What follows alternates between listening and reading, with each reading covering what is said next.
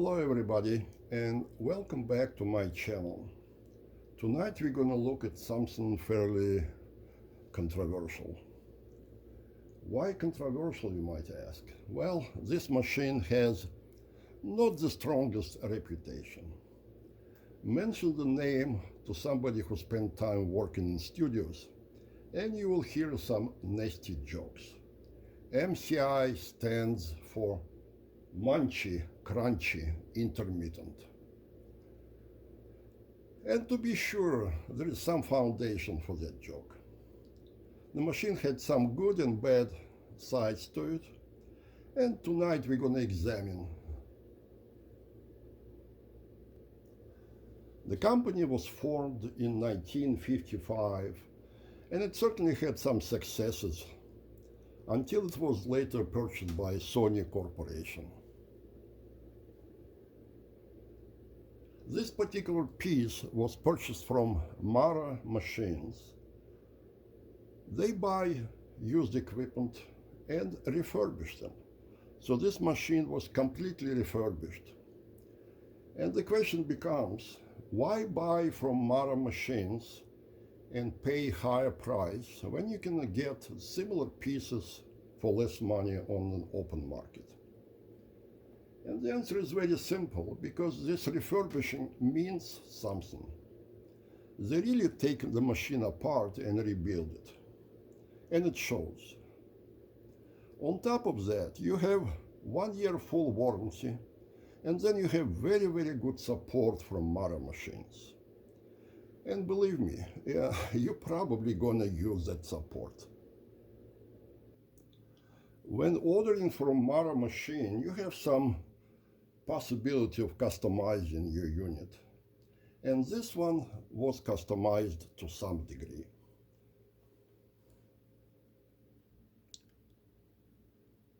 Here you see that the unit has 4 heads as opposed to the standard 3. That's because it got 2 playback heads. One is the standard that comes with the machine, and the second one is a very high grade flux magnetics playback head with direct output. And that direct output, of course, goes to the head preamp. So on this machine, both heads are working at the same time, so you can actually compare the sound directly through the external preamp or through internal electronics. If you've been watching my videos, you would probably know that I'm obsessed with pancakes. And this case is no different. As soon as I got the machine, I started looking at the ways of introducing pancakes. Finding a pancakes system for MCI machine is nearly impossible. But eventually I was able to find just the discs. Those are original MCI discs. But they didn't have locking arrangement, so I had to make it myself. Of course, to make it work on the machine, I also had to drill the holes in real tables for the pegs on the back of the platter. Another thing I like about this machine is its ability to use 14-inch reels. Yes, I know those reels might look scary, but they work like pussycats on this wonderful machine. And you can see on the right, there is the reel on the right is for the half-inch tape. And certainly this machine can be reconfigured to half-inch tape. So what is so good about this machine and why do I like it? Number one, it's very, very sturdy. The case is so strong, you can push all you want, but it's not gonna budge. With some other machines, when you lean on them, they start rattling, they start wobbling. I don't like that. This machine is rock solid. Of course, it's also got some nice things as the sunken controls and it runs at 3 speeds, including 30 inches per second. It has wonderful access to internal electronics for calibration or troubleshooting. And if you have 2-channel machines, the bottom bay is available as a storage compartment for your accessories and spares.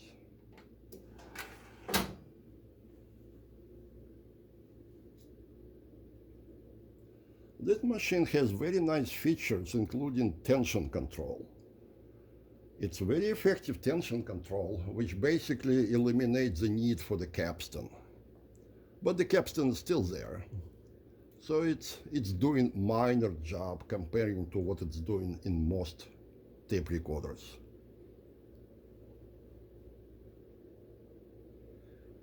It has variable speed rewind, which is continuously variable. It's not like on some machines you have a couple of steps. No, here it is continuously variable. It has very nice locator. I have to admit, I haven't used it all that much. I know a couple of basic functions, but I remember when I was learning it, it was very, very effective system.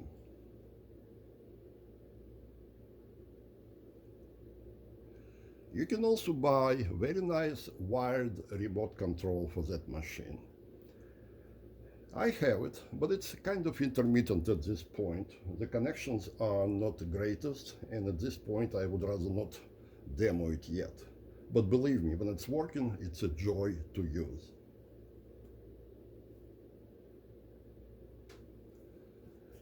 What about the sound quality? It is actually quite good. Doesn't matter whether you use it with internal electronics or external head preamp. Of course, the head preamp is going to sound better, but its internal electronics produces sound that is nothing to be ashamed of. It also has very good recording quality. In one test, I conducted comparison between several different machines recording the same piece of music. And in that comparison, which included some very, very respectable brands and models, this machine came near the very top.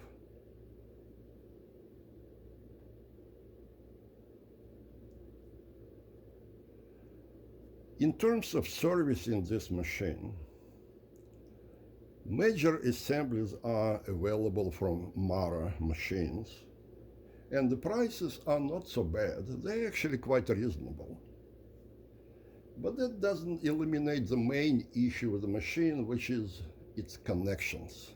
And we'll talk about it a little bit later. Generally speaking, spare parts are widely available on internet.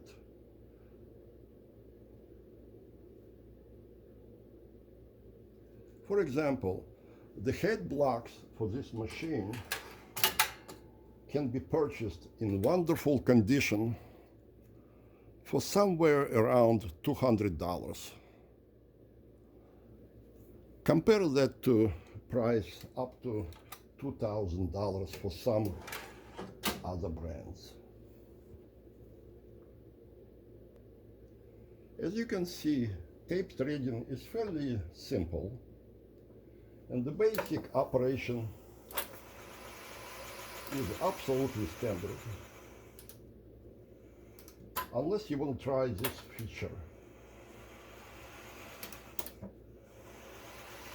And this is the variable speed control.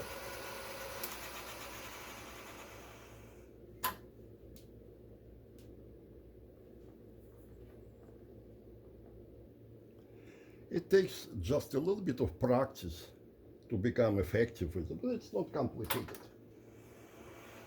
You see, you can go back and forth, you can shuttle tape back and forth, or wind it at very, very slow speed.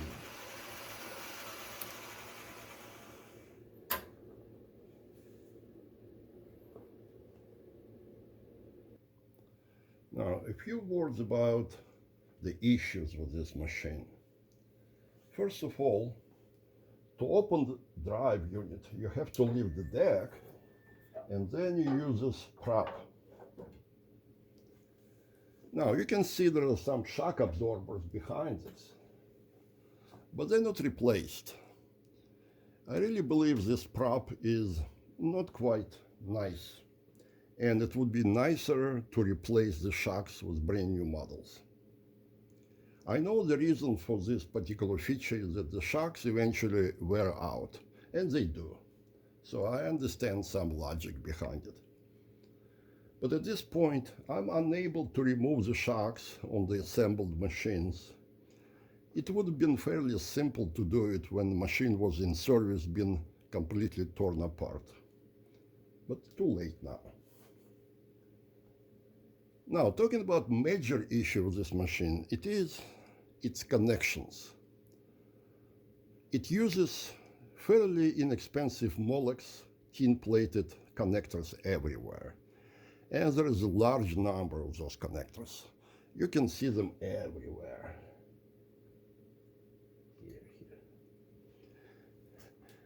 And therefore, the first thing you do when it starts misbehaving is unplug and plug back in. And you might have to do it more than once. Just cleaning the connections with some connector cleaner helps, but it's a temporary measure. What can be done about it? I really don't know. You have to tolerate it. Yes, you can buy replacement board, modern replacement boards from Mara, but they still will rely on the same connections because the motherboard remains the same. So all told, the reliability of this machine is not the greatest. However, when it's running, it's actually a fun machine to use. I like it. So I'm happy to have it here in my stable.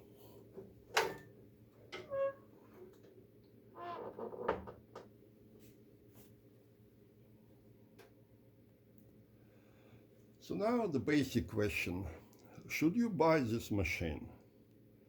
And I would say, if it is going to be your only machine, then maybe not. There are certainly some more reliable machines out there.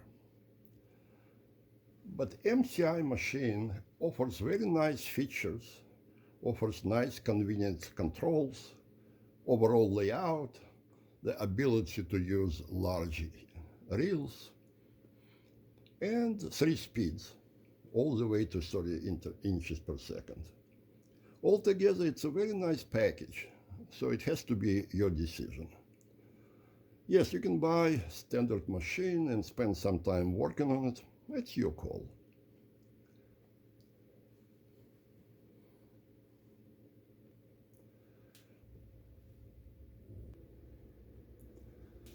So once again, thank you for watching.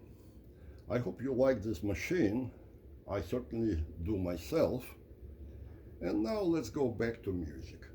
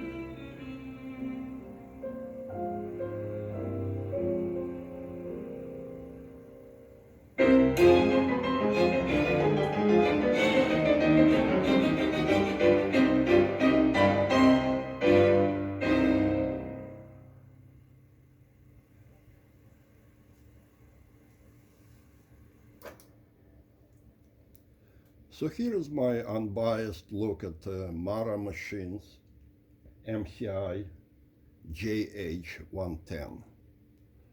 It's an interesting machine, so you might consider it next time you see it on the internet. Thank you for watching, and please stay well.